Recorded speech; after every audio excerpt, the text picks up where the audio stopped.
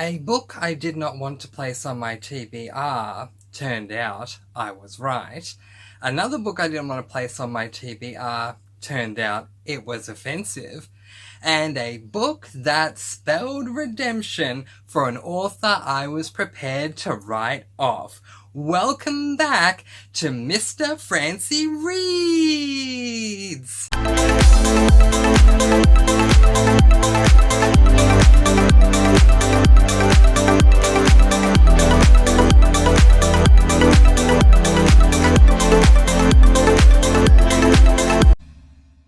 Yes, hello and welcome back to Mr. Francy Reads. It is time for another weekly reading vlog. Oh my goodness, you guys, this first week of April for me has been rather interesting. Let's go through the books that I picked up. You'll realise why I'm saying picked up in just a moment.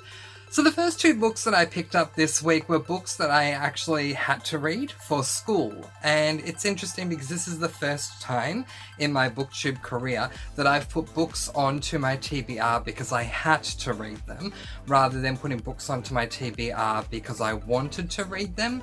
And, well, it made for quite the experience. The first book that I picked up for school was this book, which is Madea by Euripides. Now, according to my trusty notes, this is an adult classic play. With this play, we are following a guy by the name of Jason who marries a sorceress named Madea, who had to assist him with some treasure. They end up having 2 children, and he leaves her for someone else. She enacts revenge. So, one of the reasons why this was a book that was placed onto my schooling TBR is, I think, because my educator wants us to study books that have anything to do with feminism, and this book definitely does in its own special way. Towards the end of the book, Madea ends up doing something which I hope I haven't given it away. Madea ends up getting her revenge, and it is revenge that she seeks thanks to men, stereotypical men, and how she sees them. The aftermath of the revenge that she has sought and brought has been met with controversy ever since the book came out, because it went very differently, or very controversially, according to some, in comparison to how things like this do normally go. Now, I can't really say a whole lot more about the book because you guys, or the play, because you guys, I ended up DNFing this book. Now, fortunately, I was in a situation where I was able to DNF the book.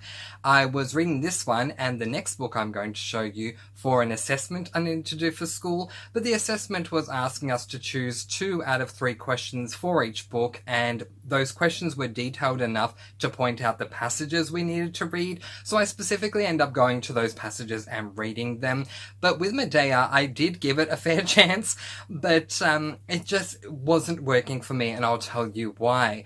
While this book is not written by Shakespeare himself, it was definitely written during the Shakespearean era. And the reason I know this is because thee, thy, thou, and thou all make lovely appearances in this book. Depending upon how long you've been following me on my channel, you know that I am just not someone who is up for those sorts of things.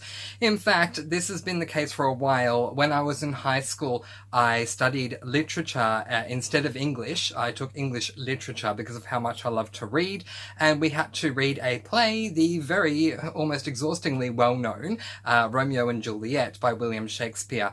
And I did not enjoy my experience with that book either for the same reason. In fact, anytime I pick up a book that has thee, thy, thou, thou, it throws me through a tailspin. And the reason for that is because I read books as a form of entertainment, among other reasons, and when I read a book that contains thee, thy, thou, thou, I need to work extremely hard in order to translate these works, and it's just not work that I really want to be doing when I'm reading a book. I want to be enjoying myself rather than sitting there and trying to mentally translate everything. I really did give this book a go, and I tried to sit there and mentally translate everything, but let me tell you, if this book was not assigned for school, it would have been DNF'd a whole lot earlier. So this book was DNF'd by me. However, if you are someone who loves feminist books and you have no problem with thee, thy, thou, thou, Shakespearean era type plays, then I do highly recommend this. I would love to know your thoughts and feelings when you read it, or if you have read it, what you thought of the ending. But for me, the rating I'm giving this book is a DNF. I picked it up, but I did not finish it. So the next book that I picked up is the book that I taglined at the beginning of this video as being the book that I did not want to read and I found offensive. And that book is this book, which is Heart of Darkness by Joseph Conrad. According to my notes, this book is a YA classic, and I have question marks next to both of those. I'll get into that in just a moment. And according to Goodreads, the premise of this book is that we're following Marlowe, who is deathly ill.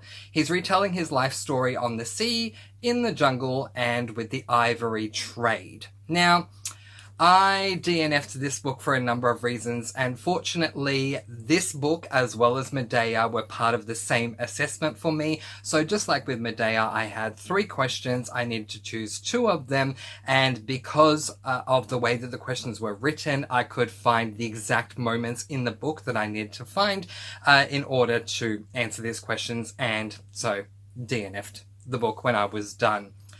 So, a little bit of backstory for you. I spoke earlier about how I did an English literature class back when I was in high school. I loved this class. Unfortunately, Heart of Darkness was part of that reading list, and I did not like that book then. In fact, I have rather significant memories being at my grandmother's during the school holidays prior to the term beginning, reading this book. I did not remember what it was about, but I remembered really not at all enjoying my read, but I didn't remember why. So when I saw this book pop up on my school's reading list, compulsory reading list, because there were some books you can pick and choose, these first 2 were compulsory, I was rather concerned, considering I still remember that I did not like this book. Once I started reading it, I worked out right away why I don't like this book. First of all, Joseph Conrad's writing style is extremely tough to read. I much prefer books that have writing styles that are extremely straightforward. If you want to say something, in my personal opinion, come directly out and say it. Don't skirt around in a fancy schmancy, flowery writing, purple prose type way. It really doesn't work for me, and it forces me to do too much work. Just like with Thee, Thy, Thou, Thou, however, with books written in plain English. It forces me to do way too much work, and it really does turn me off. But this wasn't my biggest issue with this book. This book is extremely offensive, and I question why it received the age rating that it did, as well as the genre, and let me explain.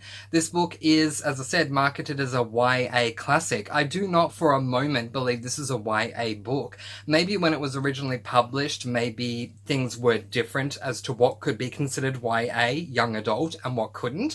But certainly these days, first of all, if this book was released today, I don't know how long it would last unless it got into the hands of readers who love controversial books, because this book would be extremely controversial if it was released today. And we'll get to that in a moment. But the YA part, it didn't feel like a young adult book at all. Maybe I'm just more used to modern day young adult books, but this certainly read more like an adult book. So it just did not make sense to me that it's marketed as a YA classic. So I would definitely say, if anything, it's an adult classic. But hold on, because I don't agree that this is a classic. To me, I define a classic as a book that was released a very long time ago, which this book was, but the second part of it is that the book stands the test of time. I don't believe this book stands the test of time. I don't believe this book at all holds up today. I think that if anything, this book would, if it was written today, would not be allowed anywhere significant. It would not be allowed in schools or anything like that because of how extremely offensive it is. I'm going to try and get my point across about the offensiveness in this book without trying to give away too much, and also without trying to use offensive language. So please bear with me as I try my best to do that. This book seems to, or the protagonist in this book, Marlowe, seems to be running under his own opinion, in my opinion, delusion, that there are three types of classes in his world. The class of the white male, the class of the black male, and the class of women.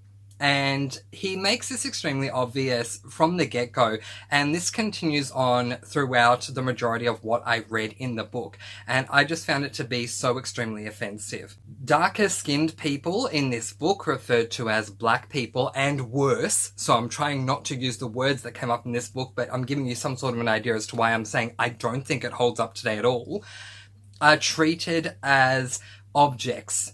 They are treated as people to be bought, to be used to achieve the accomplishment that the white male wants to achieve. And for me, while I think Joseph Conrad may have been trying to make a point, the point that he made on me was that he wrote an offensive book. It just did not land with me. As for women, there is a quote that I'm not going to say directly, but I'll just paraphrase for you, where Marlowe is saying that women are these pretty things who are extremely naive, and that's what makes a beautiful world for us. We would not want to change that, because if we do, it would wreck our own world.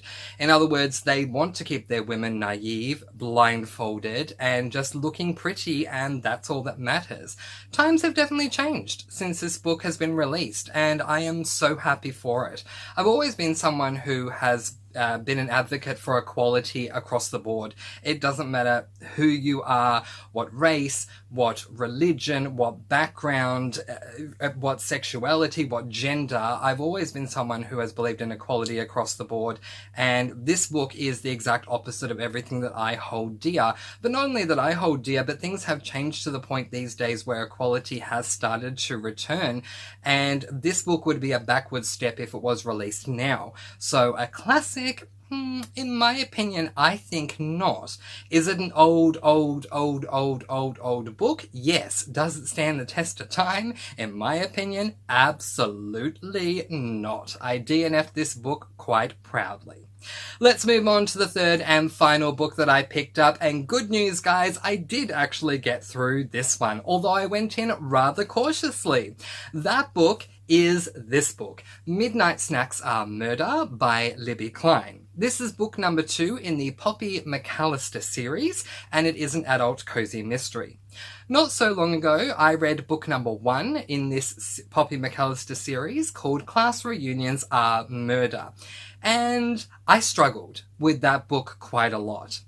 There is no way that Class Reunions Are Murder is as offensive as Heart of Darkness, not at all, but I did find Class Reunions Are Murder to be at least a little bit offensive, and that took away my enjoyment from reading the book. One thing that really upset me with book 1 in this series was there was a lot of fat shaming going on, and that is just something that I don't agree with, especially when it comes to a genre that deems itself to be a cozy and comfortable, fuzzy, warm type read. It just really didn't sit well with me. However, my dear friend Stormy and I both decided that we would hold each other's hands as we read this book. Interestingly, however, book number 2 was a complete turnaround. Now, I don't know if Libby Klein just decided to take things in a little bit of a different direction by the time she got to the end of book 1 or after she'd released book 1, or if a publisher or someone else had gotten into her ear and said, listen, we've got to make some changes here. But there were massive changes that were made, and I do believe the series is going to be all the better for it. Libby Klein, in my opinion, has definitely turned things around, and absolutely I give credit to her for that. This book was hilarious from pretty much from start to end. So the premise of this book is that we are following Poppy McAllister as we did in book number 1. And there are 2 mysteries that we're trying to solve. The first mystery is kind of like a prologue mystery, which was extremely fun, and that is where the title comes from. The first mystery follows a bandit that we're trying to find who keeps breaking into houses only to steal, get this, snacks of all things. So they walk in, they're not trying to steal jewelry, or they break in. They're not trying to steal jewelry or TVs or anything that's going to make a lot of money. No, they walk walking away with crisps, chips, snack food, basically. And so we're trying to find out who the snack food bandit is.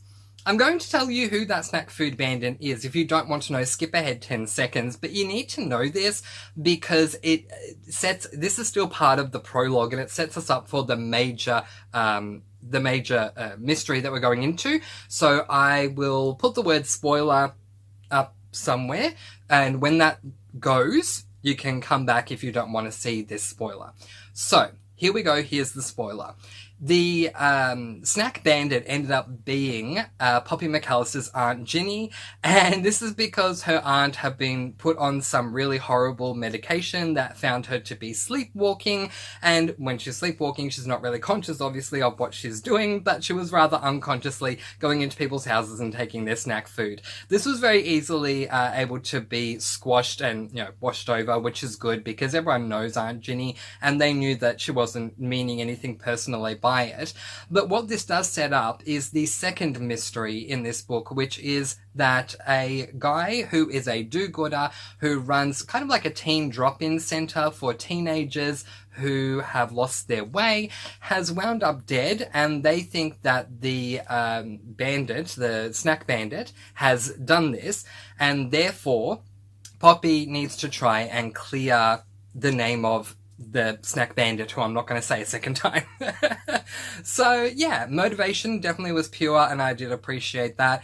A laugh riot. I think Libby Klein has come up with a perfect template, which is to have a character who, I don't remember her name, but she is the mother of her ex-husband, who she works with, who is just not a nice person at all, basically, and this person would just say and do things that were just extremely horrible, and Poppy internally would have some sort of internal comeback in her mind, and that just made it really funny. So it'd be a setup that we'd get from this horrible character, and then the punchline would come from the internal monologue of Poppy, and it just worked for me each and every time. Honestly, even if it wasn't coming from that character, there were moments that we had to do with Aunt Ginny that happened along the way that made things funny too, whether it was Aunt Ginny doing these things herself or Poppy's internal reactions once again. I was laughing a lot of the way through this book.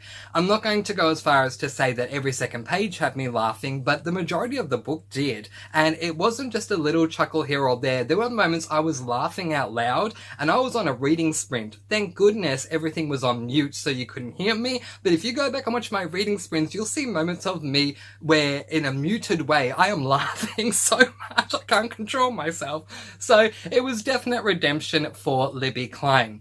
At this stage, I honestly don't know what I'm going to rate it. I think I'm probably going to give it 4 stars. And that's because there is a love triangle that is present in this series that is yet to be resolved, and that is kind of annoying me, I have to say.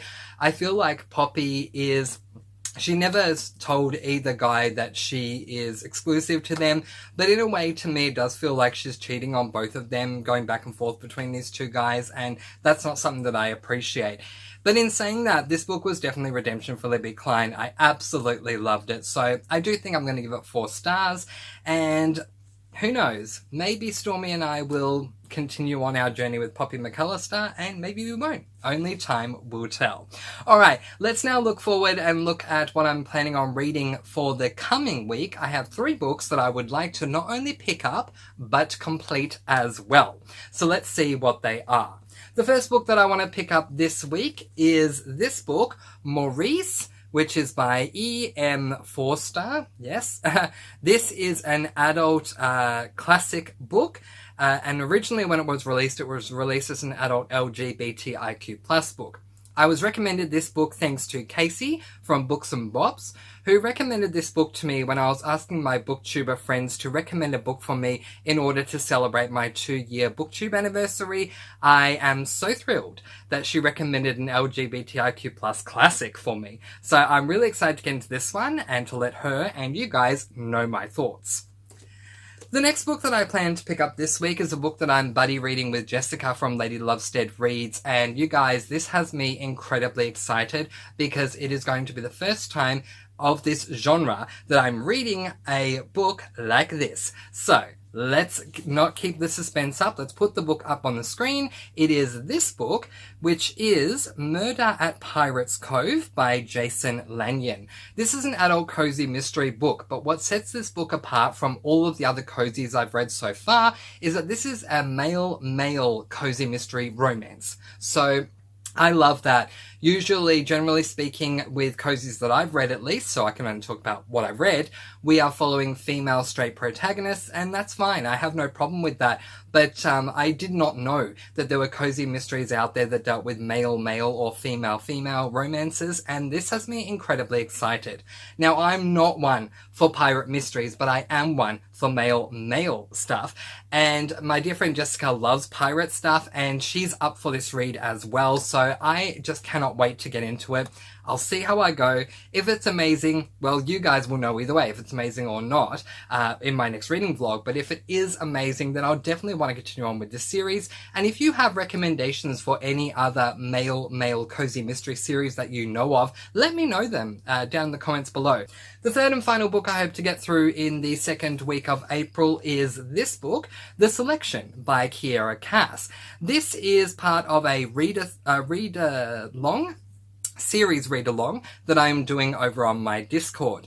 So I started doing a series read-along with another Discord earlier this year, and I did not like the first book, but I loved the idea of a series read-along, and I've been wanting to reread the Selection series for a very long time. So I asked around people on the Discord to see what their thoughts were, and a number of you guys wanted to join me, so I've made it a series read-along. Every month, starting in April, we're going to read those 5 books. So it'll be April, May, June, July, and August. There are 5 books, and I'm excited to get started and get stuck back into this series. I loved book 1 from the off when I read it the first time, but that was a while ago. I think it was like 2 years ago. So I cannot wait to get back into it again. But that is it, you guys. That is the end of my reading vlog. Have you read any of the books that I picked up this week, or any of the ones that I want to read next week? If so, let me know what you thought of them in the comments below. And how did your week go reading-wise for the first week of April? Let me know that as well. But in the meantime, that is where I am going to leave it, letting you guys go with peace, blessings, and so much love. I post videos every Monday, Wednesday, and Friday, and I'll see you again soon. Mwah! Be kind and love one another, and spread that sparkling energy all throughout the universe. And until next time, happy reading!